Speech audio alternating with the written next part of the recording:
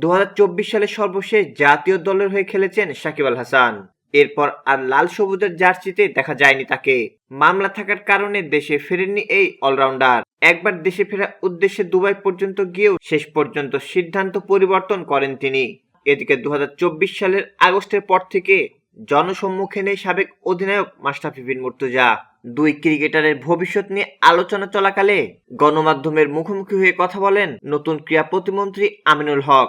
মিরপুরে তিনি বলেন, আমিও একজন প্লেয়ার। সাকিব এবং মাশরাফি বাংলাদেশের কিংবদন্তি ক্রিকেটার। তাদের প্রতি দেশের মানুষের ভালোবাসা ও আকর্ষণ রয়েছে। তবে তাদের বিরুদ্ধে যে মামলা রয়েছে তা রাষ্ট্রীয় সিদ্ধান্তের বিষয়। তারা যেন নিজেদের আইনজীবীর মাধ্যমে আইনগত প্রক্রিয়া মোকাবেলা করেন। প্রতিমন্ত্রী আরো বলেন, তারা যদি নিরপরাধ প্রমাণিত হয়ে দেশের মাঠে খেলতে আসেন, একজন ক্রীড়াবিদ হিসাবে আমি তাদের স্বাগত জানাবো। মামলাগুলো মোকাবেলা করে সবকিছু প্রতিকার করে যদি মাঠে ফেরেন, আমরা শতভাগ নমনীয় থাকবো ইনশাআল্লাহ। তিনি ইঙ্গিত দেন বিষয়টি পুরোপুরি আইনি প্রক্রিয়ার উপর নির্ভরশীল এবং রাষ্ট্রীয় সিদ্ধান্ত অনুযায়ী পরবর্তী পদক্ষেপ নেওয়া হবে।